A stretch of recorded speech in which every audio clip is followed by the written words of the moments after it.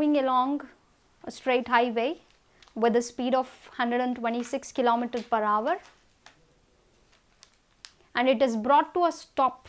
So, what are the important points that you should note while reading the numerical? It is moving along a straight highway, so it is a motion in a straight line. Anyhow, we are solving numericals from the chapter motion in a straight line in your Ncert textbook. You find these numericals in your Ncert textbook at the end of the chapter. So, I have picked these numericals from Ncert. So, it is a straight line motion with a speed of 126 km per hour. So, this is again is brought to a stop. So, it is brought to a stop, it is not continuously moving with a particular velocity. So, this becomes the initial velocity. Now, if it is brought to a stop, the final velocity of the vehicle will be 0, and it comes to a stop within a distance of 200 meters. So, it does not stop immediately. So, after he applies brakes, it travels a distance of 200 meters and then it comes to a stop. So, you can note down, you have the initial velocity, you know the final velocity, which is 0. You do not know the acceleration. In fact, we do not call it an acceleration in this case, because you have an initial velocity which was 126 km per hour getting reduced to a final velocity of 0. So, you see there is a decrease in velocity, and in such cases we call the acceleration as a retardation or negative acceleration. So, the value of A will be negative. So, how do you check your answer? In this case, when you calculate or when you substitute the numbers given in the numerical and the equations of motion that is suitable, you should end up with A is equal to a negative number. The acceleration should be negative because there is a decrease in velocity. So, and then that is one way to check that your answer is right with all the proper calculations done. Now, so this distance is given. What is the retardation? As I said, this is nothing but the negative acceleration. So, when they ask retardation, that means you know that the acceleration is negative. So, they are hinting that you should end up with a value of acceleration that is actually negative. Assumed uniform, uniform because we are again dealing with uniform equations of motion. So, certainly we can use that. That is again another hint that tells you that you can use the equations of motion for uniform motion that we already know. How long does it take? So, how long, that means you do not know the time. So, it takes some time before the car comes to a stop, because after the brakes were applied, it did travel 200 meters. So, it took some time to actually stop. So, what is that time? So, it must be some seconds, it must have taken some seconds, it is not a very big time, it must have taken some minutes or some seconds in order to, certainly not minutes. So, 200 meters for a car, it would have taken some seconds to stop. So, your answer should be minimal. So, another logic to check your value of t is right is, you should know to travel a distance of 200 meters. The car was moving with a very high speed and suddenly he applies brakes. So, the velocity becomes 0. Now, before it becomes 0, it travels a distance of 200 meters. So, therefore, it must have taken some seconds. So, we have to calculate t. Now, let us write down what all is given in the numerical. So, what are the values, what is all given in the numerical? We know here what is the final velocity or the initial velocity of the car, the initial velocity with which the car was traveling. You can track it along x axis or along y axis or any one particular axis. So, I prefer to take it along the x axis. So, the initial velocity with which the car was traveling was 126 km per hour.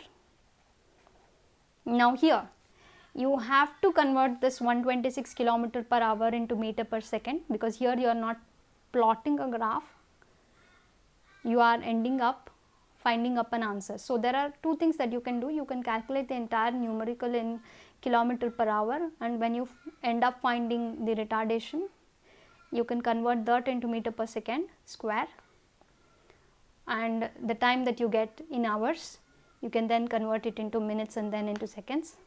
But the easiest way to deal with is, let us convert this into meter per second. So, how do you convert it into meter per second? So, 126, now I know kilometer per hour, 1 kilometer can be written as 1000 meters, 1 hour has 3600 seconds. So, that is it. Now, if I simplify this, 0, 0, 0, 0, 2 5s are 10, 2 18s are 36. So, this is exactly 126 into 5 by 18. So, this is the short form.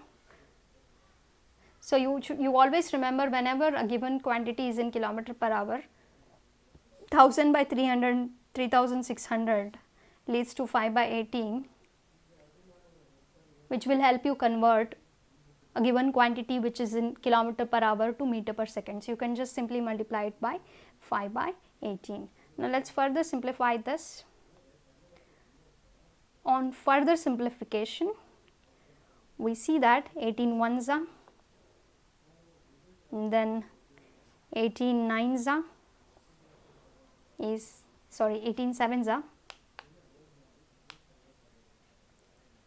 is actually 126. So, 7 into 5 is 35. So, this is 35 meter per second. That is the value, the initial velocity. Now, it comes to a stop. So, since it comes to a stop, the final velocity must be 0. It is moving with some acceleration or retardation. So, you know your answer should be a negative. So, this is something that I do not know. I have to find out. It does say that it travels a distance of 200 meters. So, we know the distance or the total displacement is, before it comes to a stop, the total displacement is 200 meters. Now, what are the equations of motions that we have already learned? So, I know V naught x, A and x minus x naught. So, what is the suitable one that I can use in this? The suitable one that I can think of right now is V square is equal to V naught x square plus 2 into x minus x naught. So, this is 0. So, 0 square is again 0, V naught x square, this is 35 whole square plus 2 into A into x minus x naught is 200.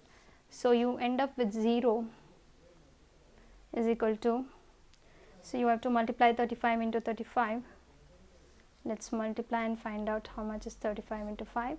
5 5s are 25 and 2, 5 3s are 15. So, this is 175 plus 3 5s are 15, 3 3s are 9 plus 1 10. So, this will be 5, 7 plus 5 is 12. So, you carry 1 over, this becomes 2. So, this is 1,225 plus 400 into A. So, this is nothing but minus 400 A is equal to 1225. Now, let us simplify this. So, A is equal to minus A is equal to 1225 divided by 400. Now, as you can see, you can divide this by 5 tables. So, 5 8s are 40, 5 2s are 10. So, 2 is, you can borrow 2, you can, so 2, 5 4s are 20, 5 5s are 25. You can still divide this by 5, 5 1s are 5, this becomes 30, 5 6 are 30. So, 5 4s are 20 and then this is 5 9s are 45. So, you have minus A is equal to 49 by 16. Now, let us simplify this, 16 then 49. So, 16 3s are 48. So, you get 1, you keep a decimal point, you can borrow a 0, that is not enough. So, another 0 will give you 0, we know 16 6 are 96. You can further go on simplifying this, but 2 decimal places are enough. So, the answer is 3.06 meter per second square, and you ended up with the negative sign. So, that tells you partially if your calculations are correct, your answer is exactly right. So, this becomes the value of A, which is the retardation, or you can simply write retardation is equal to 3.06, because retardation is nothing but negative acceleration. Now, we have to calculate time. So, we know the rest of the quantities. Now that you know A, it is easy to calculate time. So, let us calculate time.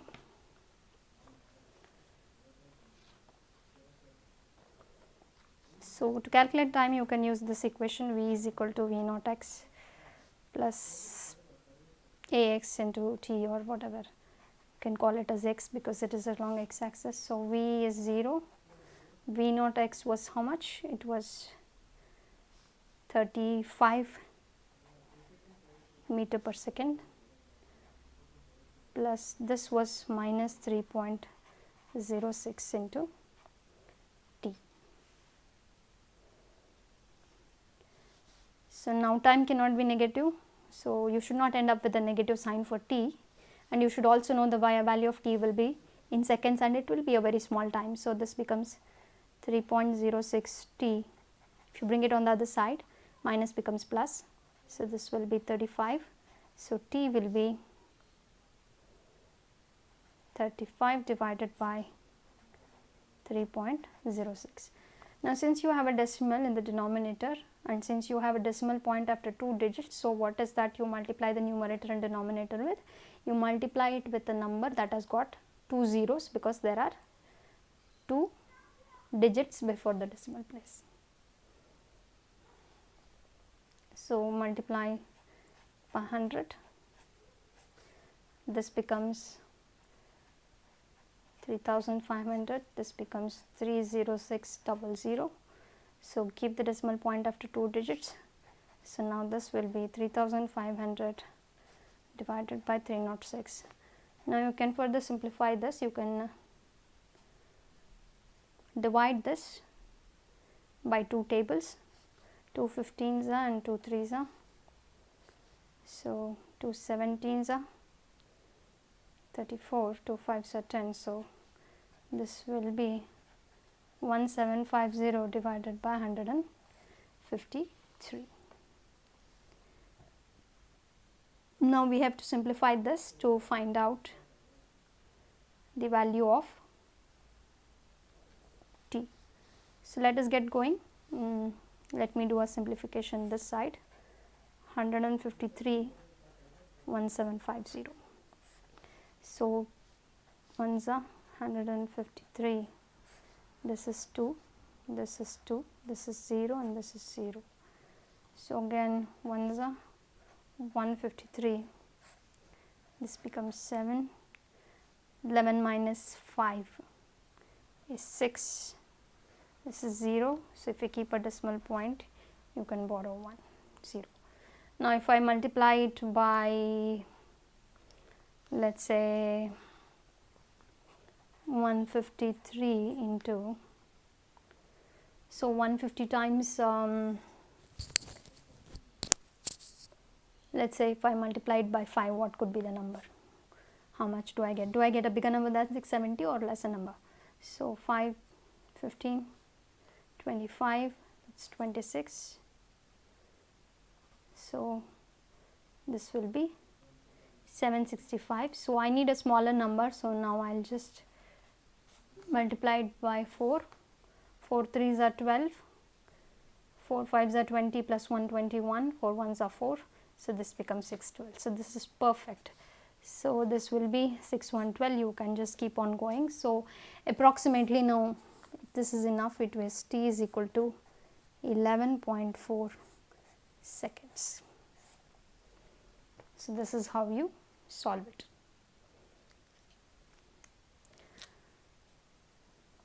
So, we ended, how do you check your answer? You ended up with a small number for t, and then we ended up with acceleration that is negative. and here plus into minus is minus 3.060. So, if you bring it on the left hand side, it becomes plus 3.060 is equal to 35, and then you do the rest of the calculations. See you in my next video.